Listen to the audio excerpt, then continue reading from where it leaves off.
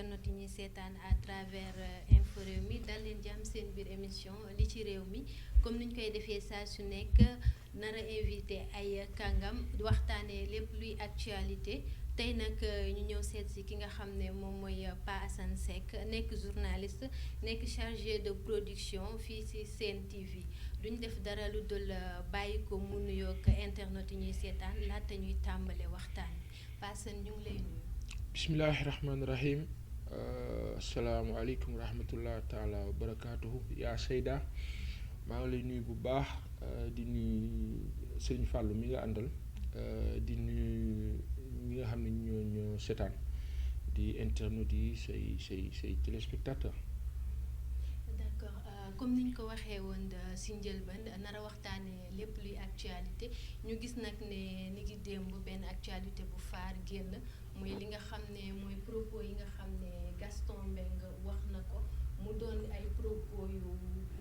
yu grave à l'encontre de la famille Diaz Barthélémy Diaz tey jii ana ban jàngat nga am ci propos yooyu Gaston Mbengue def. waaw àdduna de dafa nekk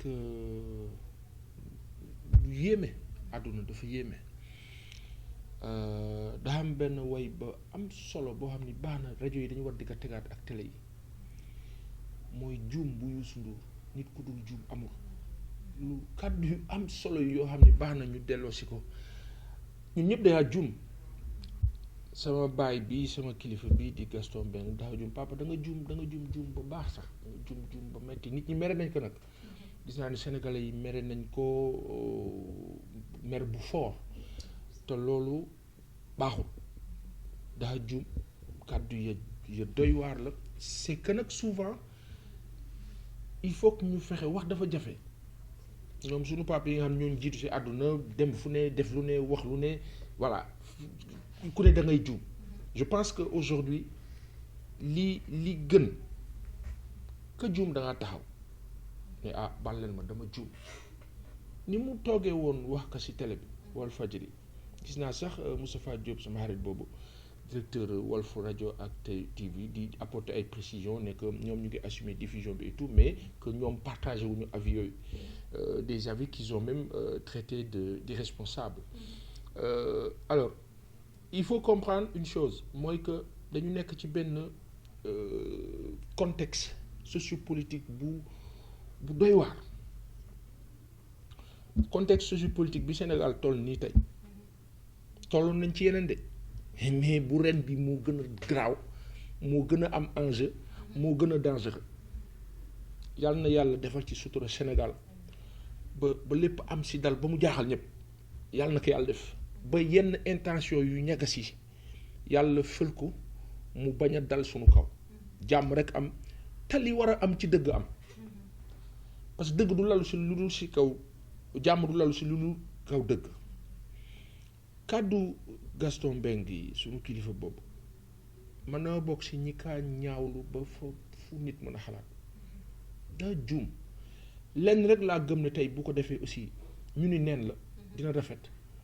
mooy toogaat publiquement jéggul mais moom ci loolu moom génnee na communiqué wax que ne moom rëccuwul benn yoon li mu wax mel ni dafa am fu mu ko teg wala dafa mel ni dafa am ñu nekk ci ginnaawam di ko doole waaw xam nga dañuy wax ne insister ci njuumte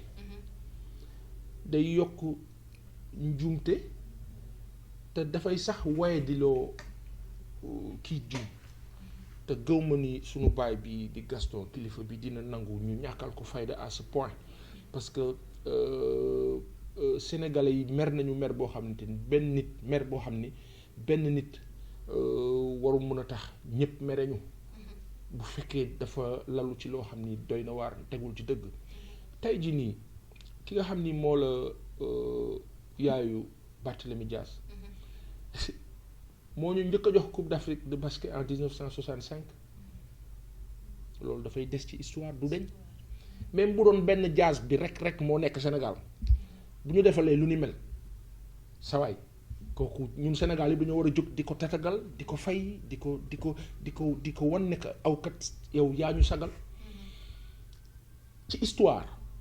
yëkkati nañ drapeau pour yaay way juru kii di Barthélémy Dias ci Sénégal loolu laa ci mën a wax mooy yëkkati drapeau am na koo xam dafa yëkkati drapeau Sénégal di way juru Barthélémy Dias bu jigéen ñu yëkkatil ko drapeau Sénégal ci Afrique ci les Jeux de l'amitié donc wax rek ne Sénégal dañu yàgg ci lu baax ak teraanga tey jii nii Gaston Mbengue suñu kilifa bi waruta nangu ñu koy jumloo encore ci loolu kaka mënti ngemb kaka mënti renforcer na ko leer ni mu ngi koy dugal ci fu baaxul bàyyi man maay wax ak aw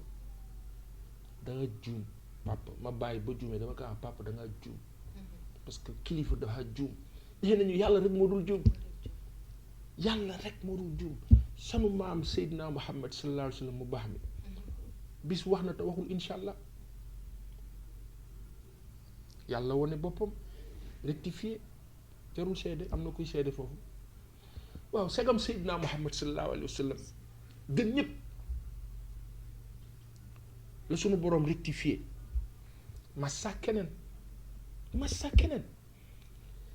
amul benn doomi aadama bu doon benn man mi sant Seck bu doon man kese maa nekk biir Sénégal amul benn askan bu may ëppale encore que ma préciser mën nañu politique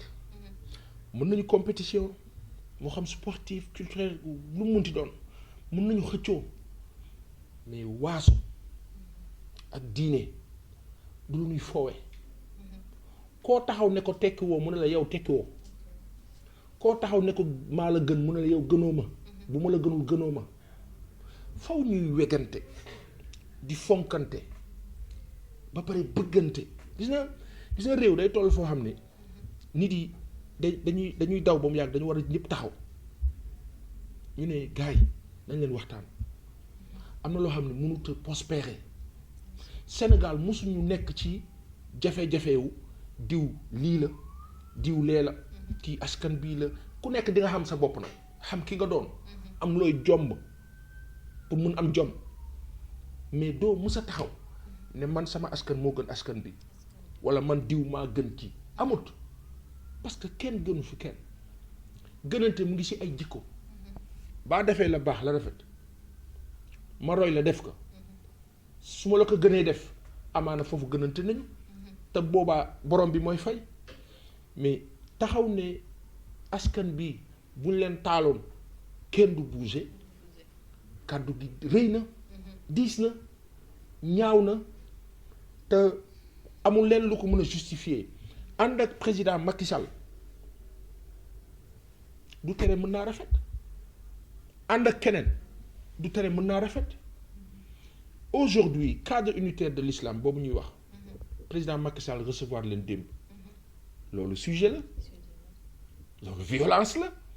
man dama bëgg a wax benn affaire bu simple mooy que Sénégal tolluwul fu ñuy bañantee malheureusement avec le régime du président Macky Sall dañu dem ba développer haine les gens sont devenus haineux xool leen circulation bi xool leen nit ñi xool leen mbedd mi benn tension buy plané yàlla ñu ci yàlla musal boo xam ni kenn xamul lan la ci contexte boo xam ni Sénégal dafa bëre ay enjeux géostratégiques ak géopolitique bëre alal Sénégal dafay xeeñ alal gars yi di ko flairer comme ay vautours àdduna bi di xool Sénégal pôle yépp nag fii ba Corée du Nord Russie Asie Chine wàcc jëm ci Afrique jaar Europe ak Amérique ñépp ngi braqué wu ci Sénégal muy opportunité nag bu mag boo xam ne yàlla daf ñu ko defal ci barke maam yi waaw loolu duñ ci jëriñoo ñu bañ a nekk ci niveau de bas étage c'est-à-dire Sénégal ñu war a ñu ne bu njëkk dañ daan wax Sénégal amuñu or amuñu jamaa amuñu kii waaw ñun aada ak cosaan la ñu am Senghor gëmloo ñu ñun culture mooy suñu affaire culture bi Senghor yemale ko ci littérature ak pecc ak way alors que le Sénégal est immensément riche waaw loolu nañ ci profiter mais kii tax ñu profiter ci mooy ki amee leadership bi. mais mais ci profité boobu noonu ñuy wax noonu ñi nga xam ne ñoom ñooy waa cadre unitaire de l'islam ñoom ñi nga xam ne dañoo wax ci mbiru li nga xam ne mooy charte non violence bi je pense que ne ñoom ci loolu am nañ ci wàll parce que li Gaston def ni ñu ko si waxatee mën nañ koo tuddee violence verbale. Est-ce que tey jii nii cadre unitaire boobu di woote ci jàmm est-ce que ñoom tamit dinañ taxaw ci loolu. waaw c'est-à-dire que tey jii nii loolu bi mu amee. cadre unitaire dafa waroon génn rek islam bi wax ne opposants yi il faut ngeen nangam signer charte yi ñoom li ñu doon def mooy génn def déclaration daal ne attention président lii cadre Gaston yi diis na. daal di ne Gaston attention da nga juum ñu rectifier mais problème bi aussi mooy bu fekkee ne Gaston ñëwaat na di insister ne moom li mu wax dindiwu si dara mooy am na fu ñuy waxtaanee am na fu ñuy jotee am na nu ñuy waxtaanee est-ce que ñooñu dañ nekk ci logique bi nga xam ni moom la Sénégalais yi yaakaar wala moom la Sénégalais yi bëgg dañuy wax ne nguuru Sénégal àdduna du yàgg ba ngeen ëpp doole Sénégalais yi àdduna laa wax jusqu'à la fin des temps nguuru Sénégal du ëpp doole population yi mën na yàq nag jaxase mais du ëpp doole population yi donc li gën te comme ñoom ci population lañu bokk li gën mooy nañ dem dans le sens positif du terme aujourd'hui il s'agit de quoi mooy dëkk bu tudd Sénégal bu am ay possibilités am ay richesses Sénégal a ngi nii on a tout Baye Assane mooy gérer fii Serigne Fallou ak aw ak ña sa des en ëpp ngeen bokk war see am Baye Assane gàddu lépp teg nii naan Alaaji Fallou laal jëlal yow nga bëgg laal ñu ne non xaaral parce que amaana sànq maag yow ni ñu waxee neexuma dama def métaphore pour wax ne réew kenn du ko yor ci betti le régime du président Macky Sall malheureusement il a incarné un magistère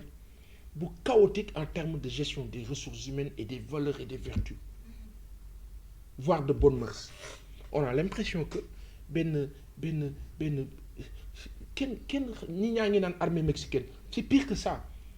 dañu jaxase dëkk bi jaxase nit ñi diviser nit ñi ñi xiiroo ŋaayoo mu nekk benn tension buy baxal nii nag di def nii yàlla bu mu exploser Gaston Baye da nga juum ñun dañ la yéene jàmm xam naa la ba baax kay wax ak aw da nga juum taxaw wax Sénégal yi ne nga jéggalu ci kàddu yi rafet rek lay jur ci histoire mais insister ci mu jur leneen est-ce que aujourd'hui il y a quelqu'un qui peut faire de sorte que ñu jël Barthélémy Dias beddi ko ci lan parce que élection dafa am Dakar Barthélémy Dias veut être maire de Dakar ngeen sulli loolu en Côte d'Ivoire qu'est-ce qu'on a fait on a parlé d'ivoirité à un moment donné entre Laurent Gbagbo ak Alassane Dramane Ouattara fan la terre on a massacré des milliers de personnes est-ce que aujourd'hui le Sénégal mérite tey ñuy toog di wax ci lii regardez le temps qu'on a mis sur ça c'est anormal donc man je pense que nguur bi fi nekk moo war a savoir raison garder dellu ginnaaw te dellu ginnaaw ne veut pas dire ñàkk fayda nguur bu jiite askan bi def pression nga dellu ginnaaw du faiblesse dañ leen di dégg tout le temps ñu naan woy un état doit être fort comment c'est le peuple qui est fort et l'état diligente loolu foofu la ñuy waxee ak ñoom faw ñu am plus d'humilité parce que ba ñu soxlaa nguur gi saa waay dañ daan sëgg di raam di sukk di wax ak nit ñi ba ngeen amee nguur la taxaw def nii pas possible. c'est pas possible d'accord tey comme ni nga ko waxee ci nguur gi ñu gis ne démb ñi nga xam ne ñoom ñooy waa cadre unitaire de l'islam demoon nañ gisante ki nga xam ne moom mooy Macky Sall njiitu réew mi amaloon fa nag ay waxtaan yu am solo ki nga xam ne mooy Macky Sall moom nee na nangu na signé li nga xam ne moom mooy charte de non violence tey jii nii charte de non violence bi nga xam ne moom nangu na koo signé tey jii est-ce que wax jooju mu wax tey jii nii population bi mën nañoo nangu wax jooju noonu mu wax parce que chaque jour Macky day wax lii suba mu wax mu demee def lale tey jii ñi nga xam ne ñoom ñooy hommes religieux yi xalif yi ku nekk ñëw na wax pour mu apaiser tension bi mais à chaque fois da leen di déglu mais problème yi day gën a di ñëw est-ce que bii mu promettre nii est-ce que dina ko tenir. alors yaa ñoo ngi ziar suñu kilifa yu baax yooyu nekk ci cadre unitaire islamique bi malheureusement gis naa waa CIS ñoom maam Cheikh Mbacke suñu kilifa yooyu itam ñoom génn nañ ci donc si li ñu expliqué mooy sur le plan organisationnel ñu à l'interne daal c'est un peu difficile c'est pas comme il l'aurait souhaité génn nañ ci ça c'est un problème benn bi si des mooy président bu leen recevoir ne dina signer waxul ne moom dina signer de dafa ne waa Benno dina wax waa Benno Bokk Yaakaar ñu signer donc moom signer wul il faut loolu mu leer moom signer wul dina wax waa Benno Bokk Yaakaar ñu signer moom signer wul même bu ñu nee Benno Bokk Yaakaar moom la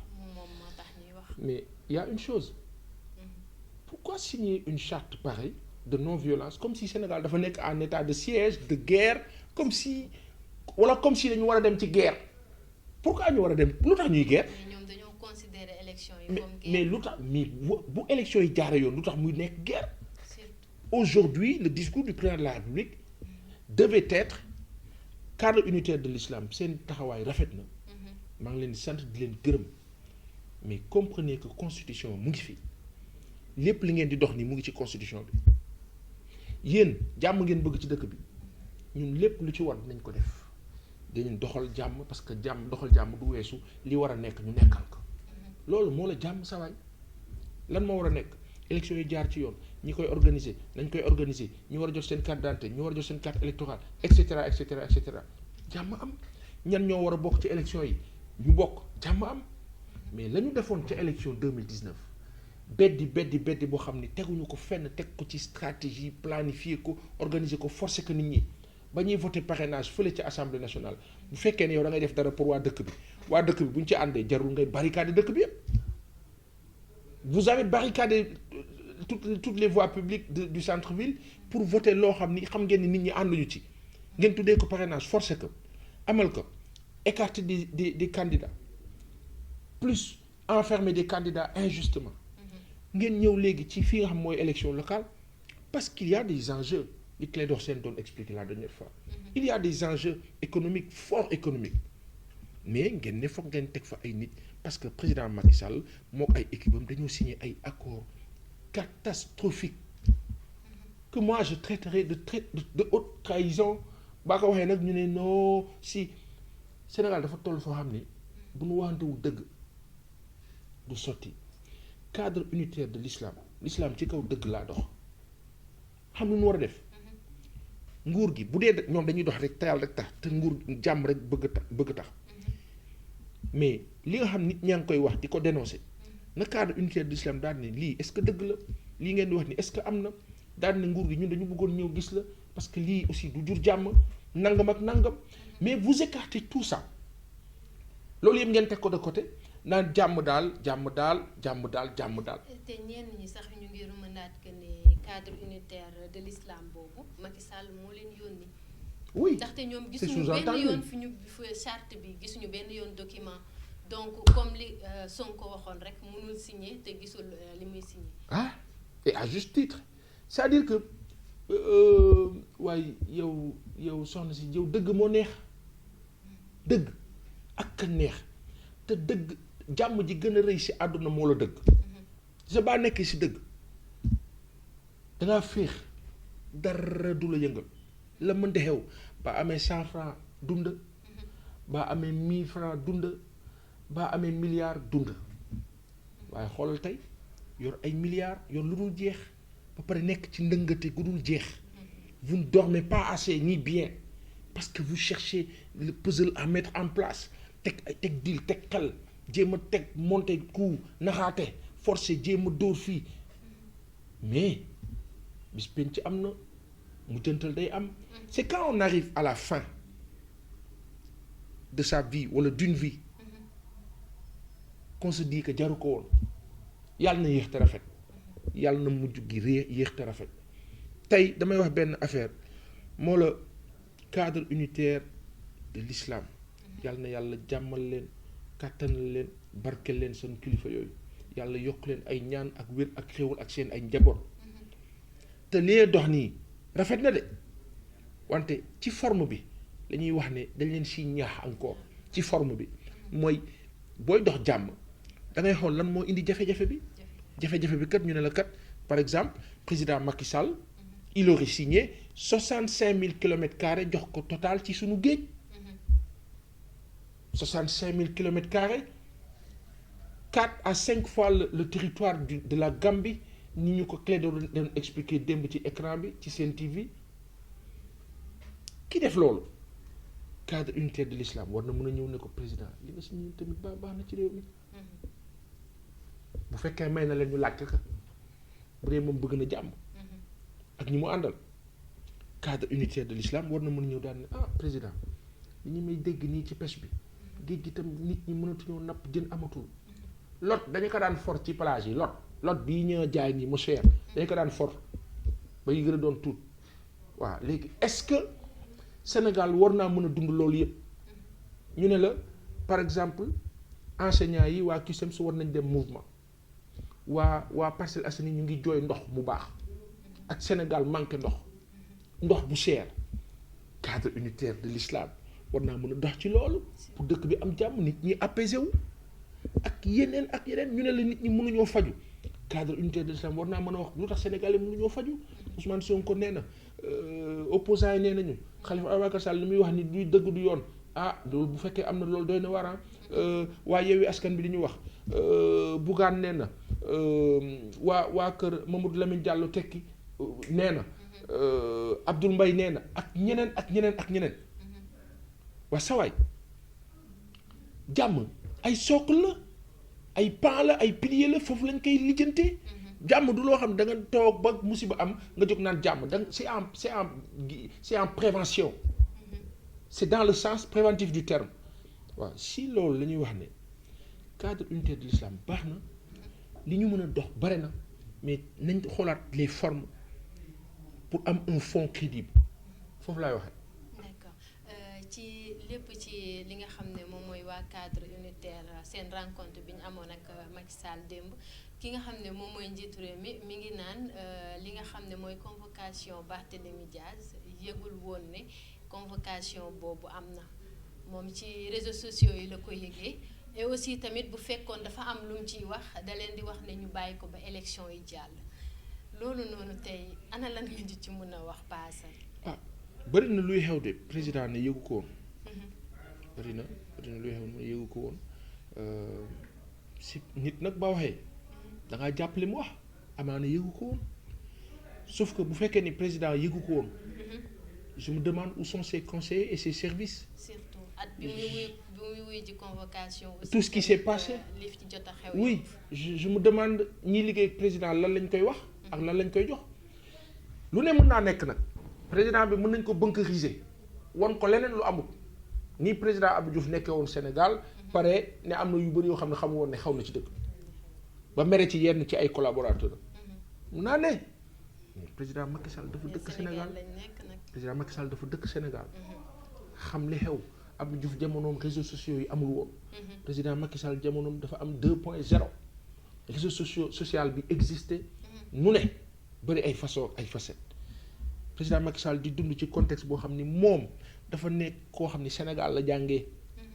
jàngewul ci tubaab yi fii la jàngee yàlla suturaal ko fi lépp mu dugg ci biir Sénégal nee na def na ñetti yoon tour du Sénégal avant muy falu 2012 dëkkee 2012 ba 2019 di wër Sénégal kooku ba ne xamul li xew ma jàpp ne xamul li xew waaye man ma xel dana si am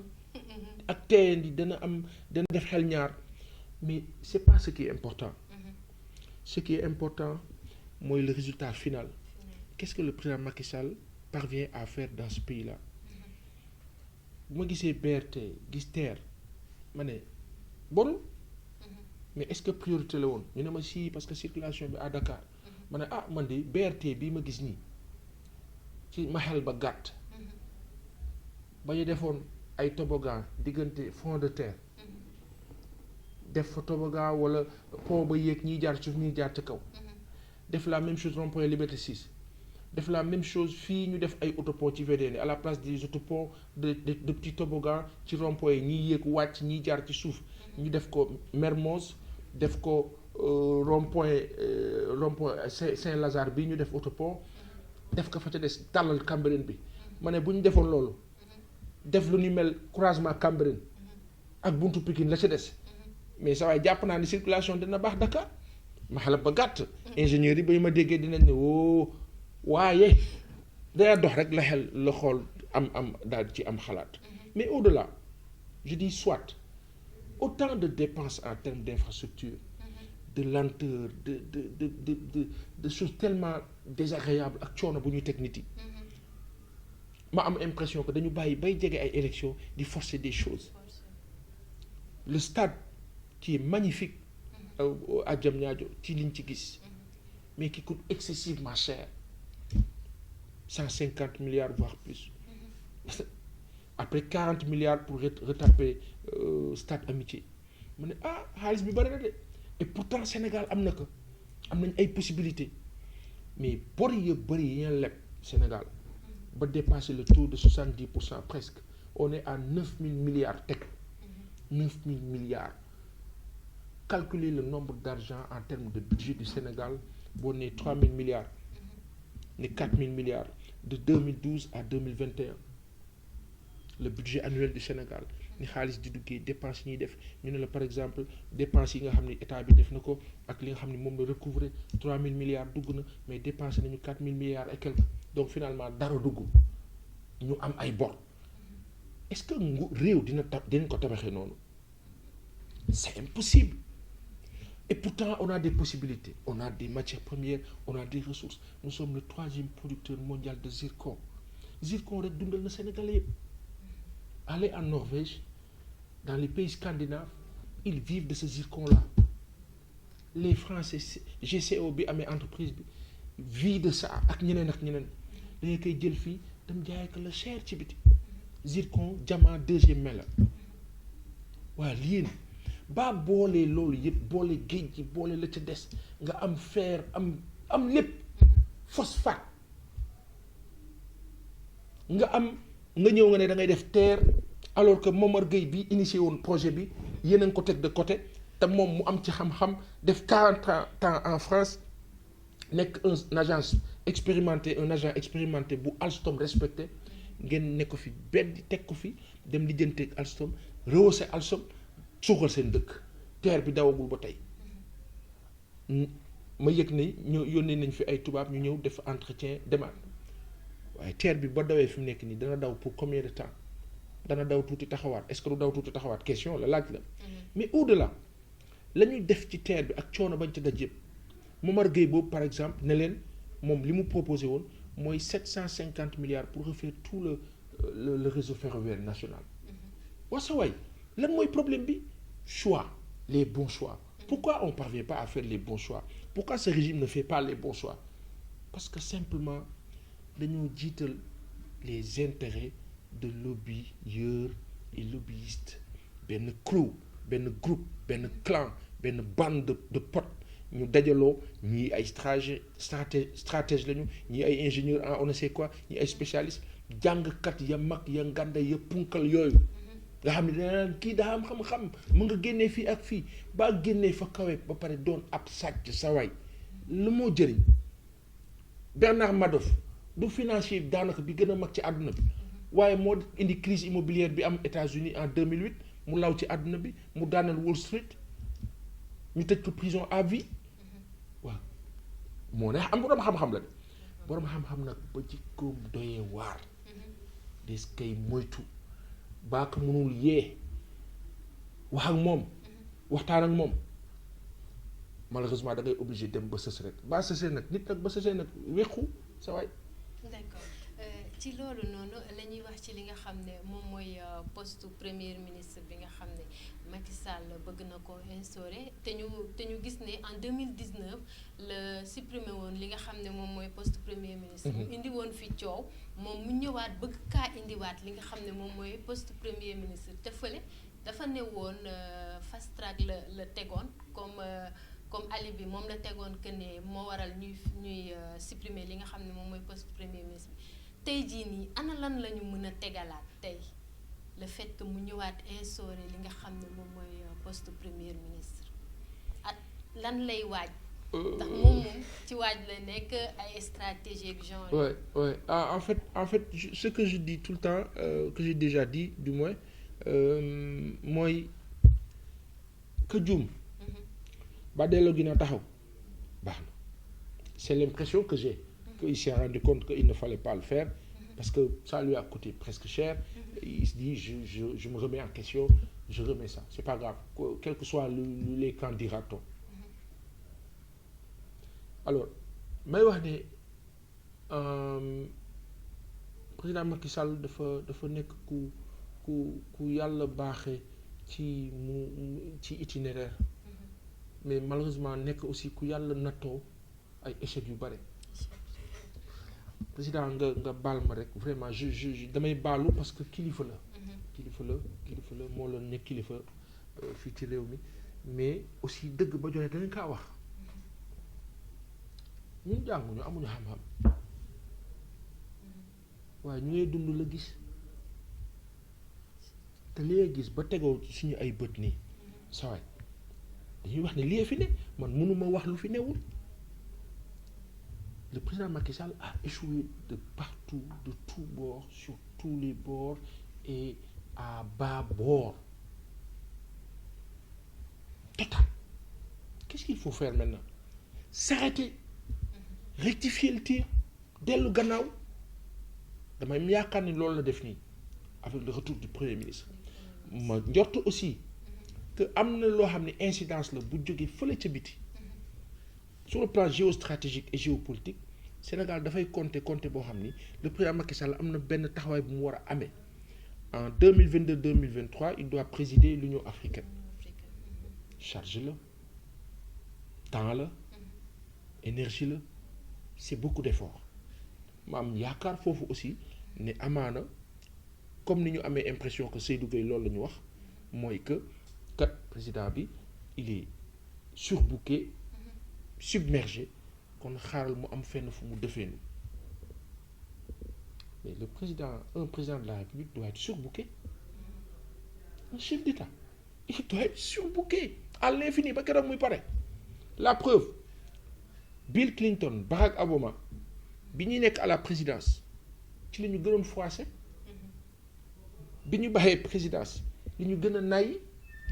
nous on a l'impression que c'est le contraire. Ça veut dire beaucoup de choses mooy qu'aujourd'hui bu fekkee ni retour PM am na ma jàpp naa baax na un temps soit peu pourvu que mu nekk un premier ministre qui va se concentrer sur l'essentiel bu fekkee daf ko fi indi pour politique la damay wax ni beneenati la rek échec encore beneen. est-ce que changement aussi am na avant sans premier ministre ak léegi avec premier ministre c'est la même chose qu'on a vécu parce que le premier ministre bu fekkee dafay ñëw. Président Macky Sall mooy diligenté wax ko li mu war a def sous les instructions du chef de l'État ngay dégg tout le temps mel ni ñoom amuñu xalaat amuñu idée amuñu dara ñoom daal sous l'instruction du chef de l'État sous les instructions du chef de l'État c'est la méthode colonialiste. Colons yi ñoo ñu jàngal loolu cette façon de faire colons yi ñoo ñu dugal ci ay président bi da ñëw ñu ñëpp ñu génn tàcc ko yuuxu nekk benn mel ni nekk des followers des suiveurs. Malheureusement bi ñu jëlee indépendance